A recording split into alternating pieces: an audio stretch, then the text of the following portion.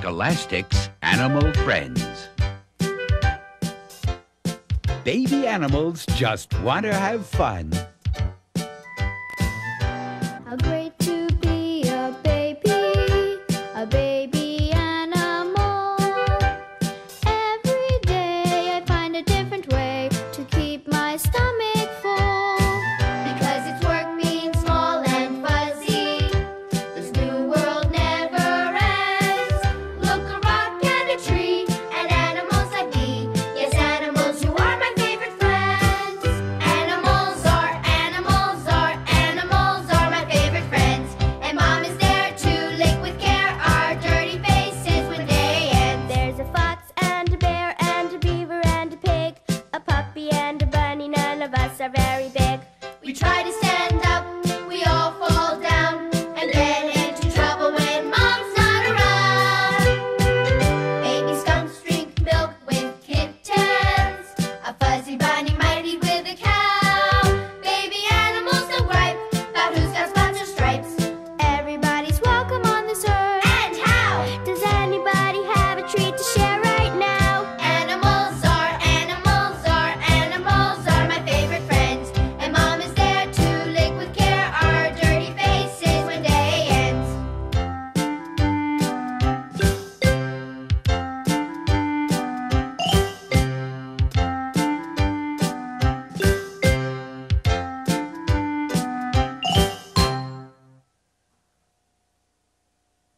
Hortense Fuzzwuffle, the Curious Rabbit. Under a very large rock in the middle of Shadykade Forest, something wonderful had happened. Mrs. Fuzzwuffle Rabbit had 4 new babies. The tiny bunnies were cozy under a soft blanket that Mrs. Fuzzwuffle made out of her own fur. They only peeked out when it was time for meals. Mrs. Fuzzwuffle fussed over her babies as they grew and grew. One day she thought, "You've grown into such big bunnies, you'll soon be ready to see what lies past Shadykade Forest." And sure enough, the Fuzzwuffle babies began to peer out of their home, looking into the world beyond.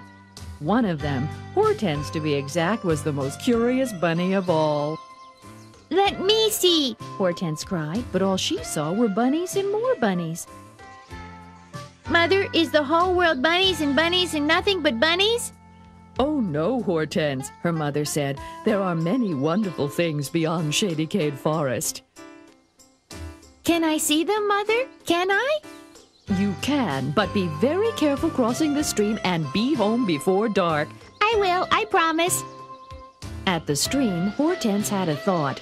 "The world looks much larger than I expected. Maybe I should wait till I'm grown up." But with one big hop, Hortense was out in the world for the very first time. And there was something she had never seen before. It certainly wasn't a bunny. "What are you?" asked Hortense. "I'm a turtle, Sugar." "Oh, a new friend. Come on, let's play. Follow me." "Well, honey, I'm much too slow to play with a speedy little thing like you all." And it was true. Hortense soon left the turtle far behind. "Now what could that be?" thought Hortense. "Allow me to introduce myself, madam. I'm a toad and you're blocking my sun. You see, I like to spend my days sunning and swimming and occasionally croaking. Care to join me?" Hortense, however, did not want to just lie in the sun. She was ready for more adventures, and she looked around and heard... It was a furry brown creature who kindly offered Hortense a snack. In between nibbles, she said, "I'm on my first adventure and would like to know what you are." "I'm a squirrel, and I'm supposed to be saving these nuts for the winter, but they're just too delicious." Hortense liked the nuts too, but she was more interested in seeing what other surprises she could find. Spying a fence up ahead, curious Hortense slipped underneath. She soon found herself in front of the biggest animal she'd ever seen. "Wow, are you giants?" "We're cows, of course. Stop eating our food, little bunny, and move on along." And Hortense did, very quickly. "Now what could those be?" Hortense wondered.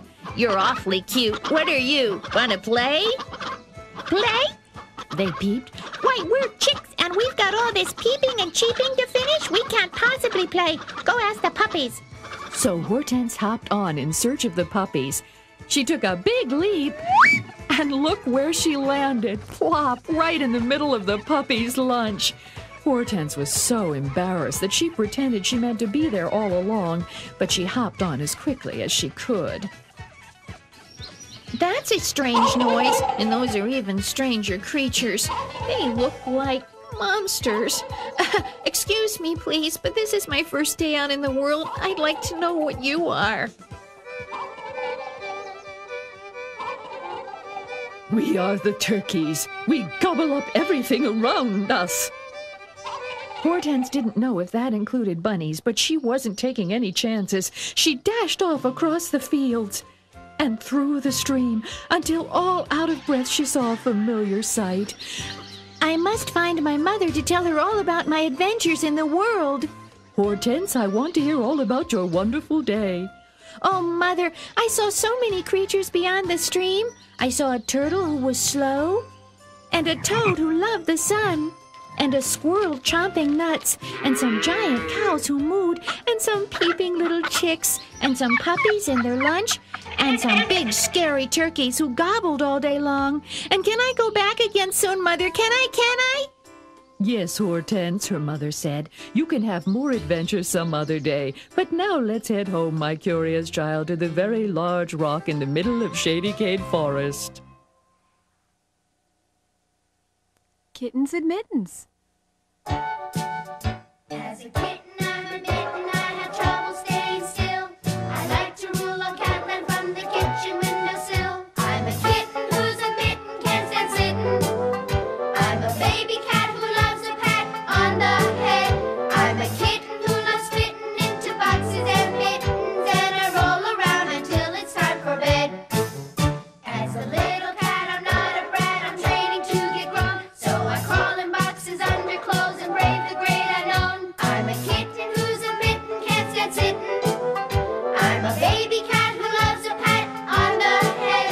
I'm a kitten who loves fitting into boxes and mittens, and I roll around until it's time for bed.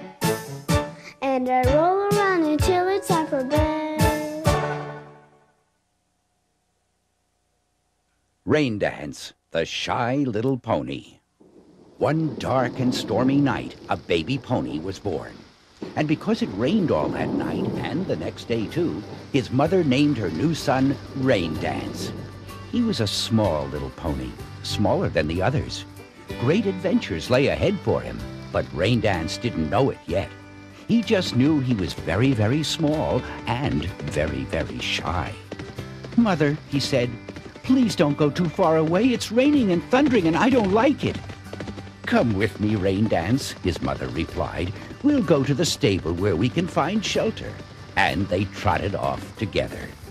But even when the sun came out and made everything warm, and the yellow spring flowers blossomed and the air was filled with their scent, Rain Dance was still a shy little pony. He didn't like to do anything but be very close to his mother.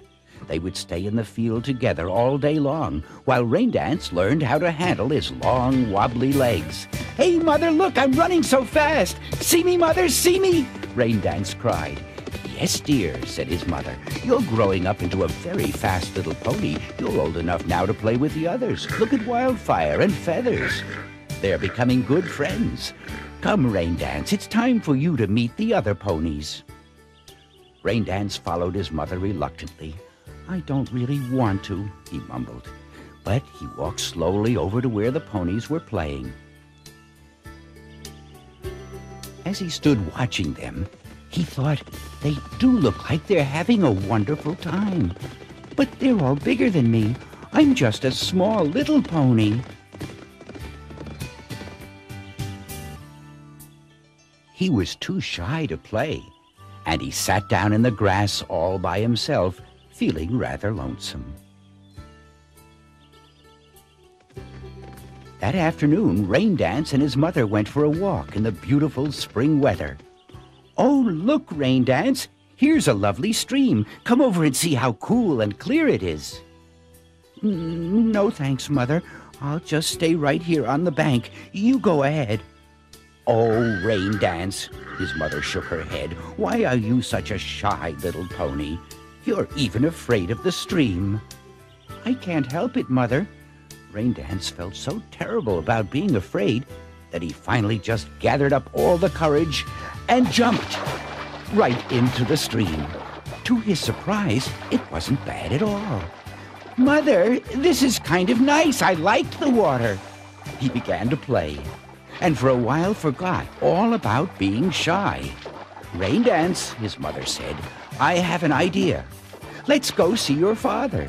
It's a lovely day to go over to the hill where he leads the herd." Raindance came running. He loved to visit his father. When they got to the top of the hill, there he stood, a tall, beautiful stallion. Raindance felt very tiny next to him. He loved his father a lot, but he was even a little shy around him. "Come over here, Raindance. You're growing into a fine young pony." Raindance told his father all about the afternoon. "Mother and I went to a stream. I was afraid to go in at first, but when I did, it felt really good." "I'm proud of you, son. That's something you must always remember. Never be afraid to keep trying and trying, even if things look scary to you."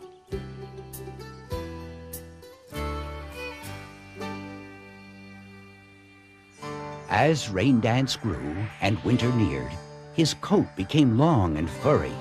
He was bigger, but he still preferred to stay alone. All that winter, he spent by his mother's side, trotting through the snow and pawing under the ice for his dinner. When spring came, you could hardly recognize Raindance. He was now a handsome young horse, but he was still very shy. Then one night, as the stars were shining and the moon was full, some strangers came to the ponies' field. They thought the ponies were so beautiful that they wanted to take them to their own farm. When they came over to Raindance, he said, "I don't want to go with you. Please, I'd rather stay here." But the strangers led him into their big truck with some of the other ponies, and they drove off into the night. "Where are we going?" the ponies whispered. "Where could they be taking us?" Raindance just kept quiet. He didn't like the dark truck, and he hardly knew the other ponies. The next morning, they found themselves shut in a barn far away from their own field. "We want to go home," they said, but the door was locked. The ponies were very upset. "What are we going to do?" they said. Suddenly, Raindance remembered what his father had said to him. "I must keep trying. I must," he told himself. He kicked and kicked at the barn door. He kept kicking with all his might until, all at once, the lock gave and the ponies were free. "Follow me," said Raindance. "Be very quiet so that no one knows we're leaving." He led the ponies down the path, quietly, and then out through the gate. As soon as they got to the open meadow, they broke into a run, with Raindance leading the way. Back in their own field, the rest of the herd could hardly believe their eyes. "Why, that's our shy little Raindance leading all the missing ponies," they said. "I can hardly believe it. We were locked in a barn, and Raindance tried and tried till he set us free," the ponies told them. And Raindance felt proud. The whole herd was thankful to him for rescuing the ponies, and he didn't feel shy anymore. He felt happy to be Raindance and happy to have helped all his pony friends. Peter Puppy's perfect present. Peter Puppy always meant to be a good little dog. Every day he would make a promise to himself to behave, and for a little while he would. "Why, I won't even go chase that butterfly," he thought one day as he lay out in the yard. But sometimes promises are hard to keep, and by the end of the morning, Peter had tracked dirt all over the kitchen floor, knocked over his master's favorite plant, and found a pair of slippers that he couldn't resist. Those looked delicious, Peter thought, and he chewed them to bits. "Please, Peter," his mother sighed, "please try to be a good little dog." "I'll try, Mother." Peter thought and thought about what he could do to be good. I know, I'll buy my mother a present. She would love that. And he headed off across the yard and through the fence. Oh boy, a present for my mother. What a great idea. But which way is the city? Somehow Peter managed to find his way to town. Now what, Peter thought. What's that wonderful smell? It smells even better than the slippers I ate this morning. It was the juicy sausage hanging in the butcher shop window. That's it. My mother would love some nice, yummy sausage. I'll just slip right in. It smelled even more tempting inside, but the butcher took one look at little Peter and tossed him right out the door. Oh dear, no sausage for my mother, Peter thought. What can I get her?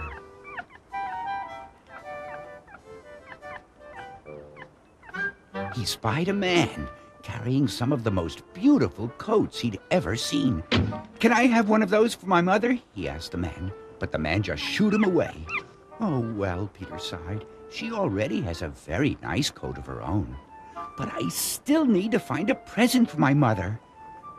Just then he saw his mother's friend, Mrs. Wolfenberger. Mrs. Wolfenberger, I need to find a present for my mother. Can you help me? Oh, please, Mrs. Wolfenberger, do you know what I can get my mother? But Mrs. Wolfenberger just told him to get along home. Peter started to head back, but couldn't resist stopping to play in the greatest pile of dirt he'd ever seen. I'll only be a minute, he told himself. But very soon Peter forgot all about the present and the promise to be good. He played for a long, long time and got very, very dirty. Much later, he trotted happily off to the park. But when he got there, he suddenly remembered. The present! It's too late! I'll never, ever find my mother a present now. Peter was almost in tears. Just then, who should come running up but his very own mother? Peter, I was so worried about you. Where have you been? Oh, Mother, I wanted to get you a present, but I... He couldn't even finish telling her, and sadly he followed her home. But when they got there, do you know what she said? Peter, don't feel so sad. Don't you know that you are the best present in the world? You are the absolute perfect present. Now be a good little puppy and take a nap. So Peter did. He promised to be good, at least till tomorrow. My Little Chickadee.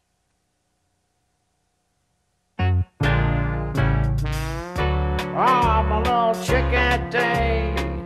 Look around, tell me what you see. Time to meet the farmer in the dell. Come out of your shell. I'm a little chickadee. You like to play hide and seek with me. Come into my chicken coop for two. Here's looking at you. I love your feathers, I love your feet. The way you hop, the way you eat. The way you peck with that funny beak. The sound you make when you go peep, peep, peep. Yeah, I'm a little chickadee. Birds of a feather, you and me. There's something I just got to let you know. Oh yeah. My little chickadee, my little chickadee, yeah. My chickadee, I love you so.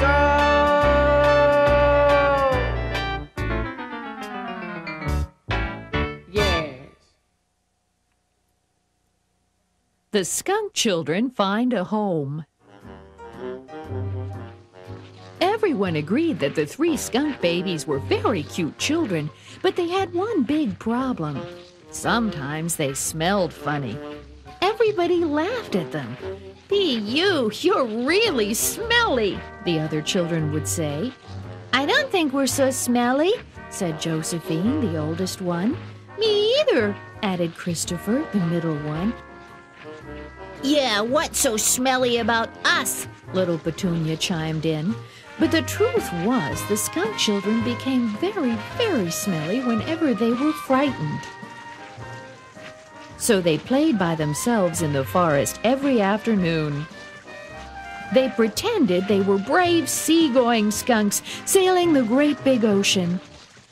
But even in the forest, it was the same thing. "Phew, what's that?" said the porcupine. "It's only us, the skunk children," sighed Christopher. "I smell something yucky," added the fox. "I'm getting out of here." And he scared Petunia half to death. "Oh dear, everybody around here thinks we're too smelly to play with. Let's go somewhere else." So they trundled off, first in one direction, then another. "Which way should we go?" cried Christopher. "Everybody thinks we smell funny." And everyone did, even the old owl. "Who is so smelly?" And the little skunk children just looked at each other. Meanwhile, at a nearby farm, Mrs. Merriweather the cat decided to take a little stroll before dinner. Her little kittens could play by themselves for a while. She headed off to her favorite place, the forest. She liked the cool, fresh air, and there were many things for a farm cat to explore. But she never expected to come across 3 little skunk children. "What are you doing here all by yourselves?" "Everyone thinks we're too smelly to play with." "Well, you can come home with me." And using a special way that cats have, she tried to pick the skunk children up by the back of the neck. It didn't work so well with them, but they were happy enough to follow along behind her, excited to be going somewhere new. On the way home, Mrs. Merriweather had told the skunk children all about her own kittens. And to the skunk's great surprise, the kittens were happy to make friends with them. They didn't even know skunks could smell funny sometimes.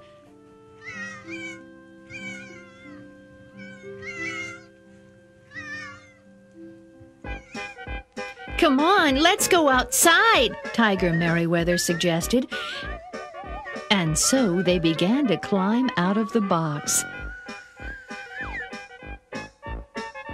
One by one, the baby skunks and kittens took their turns, each one trying to be the first to get outdoors.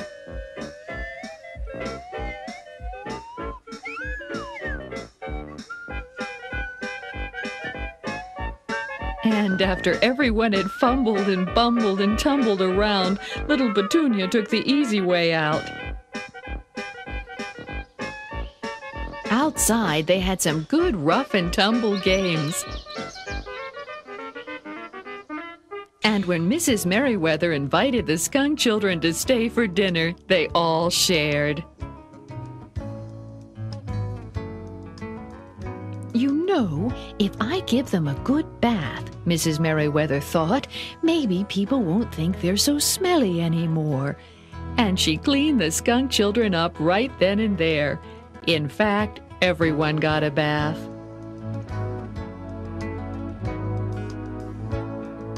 After that, it was time for bed. The skunk children and the kittens dreamed together of the wonderful time they would have from now on, playing with their newfound friends. Baby animals just want to have fun. We like to sleep, we like to eat, we like to stand on our own 4 feet. We are alike and different too, but there's one thing we love to do. We want to have fun. We want to have fun.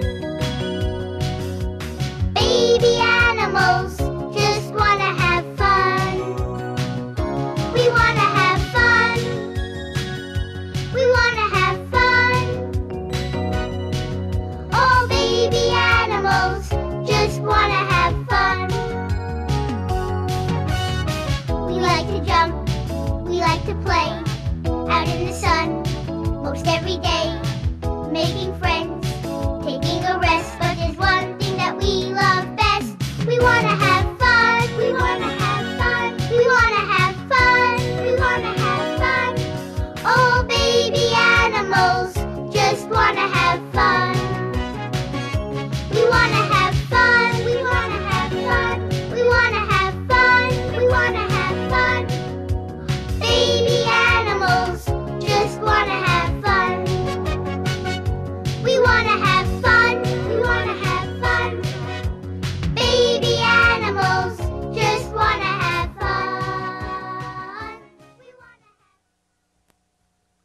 A Fawn in the Forest. My name is Lightfoot, and this is me when I was a tiny baby. I had just been born, and my mother started licking me right away. This is my very first bath. Her tongue was warm and rough, and it tickled too, but it felt good to get all cleaned up. When I was only a few minutes old, I began to learn how to stand up. It wasn't easy.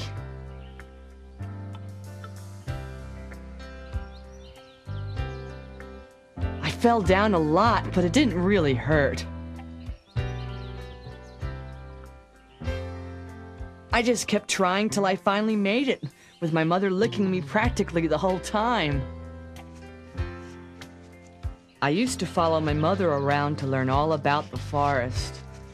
I still wasn't so good at running, but I always managed to keep up with her, and she always made sure she knew where I was. Can you find me? I'm hiding in the bushes. I had to learn to be real quiet to protect myself while my mother went to get food. This was a scary day. I heard a noise out in the field. I thought it might be a fox. My mother had told me they meant danger. I just stayed as quiet as I could, hoping he wouldn't find me. When my mother came and scared him away, was I ever glad to see her?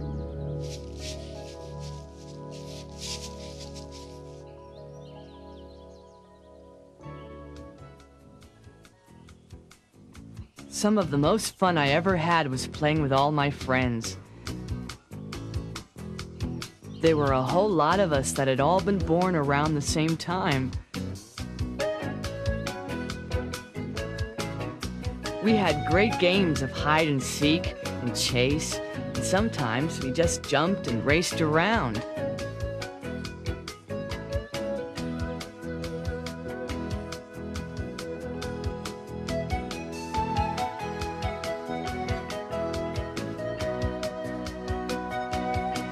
I met my very best friend that day, a fawn named Daisy. She's still my best friend. This is another friend of mine, Breezy the bird. She sometimes drops berries and nuts for me to eat. They're my favorite snack.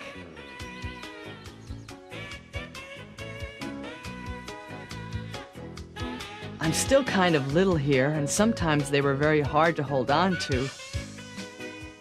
But I always managed to get them down in the end. Since the birds were so nice to us, we used to let them have some of our fur for their nests. The first time they pecked some of my fur, it felt funny, but I liked being nice to my friends. I remember my first winter, too. It was beautiful in the forest. When I saw the snowflakes, I thought they were the most wonderful thing in the world. Now it's spring again, and today is my first birthday. Look what I've got. Here on my head, they're antlers. They mean that I'm growing up. Soon they'll be like Sandy's over there. And when I'm all grown up, they'll be this big. That's my dad. Doesn't he look great? I want antlers just like his. And when I'm not a fawn in the forest, but a big grown-up deer, I'll have them too, just like him. But today is only my first birthday, so I think I'll stay a little fawn for a while longer before I grow up.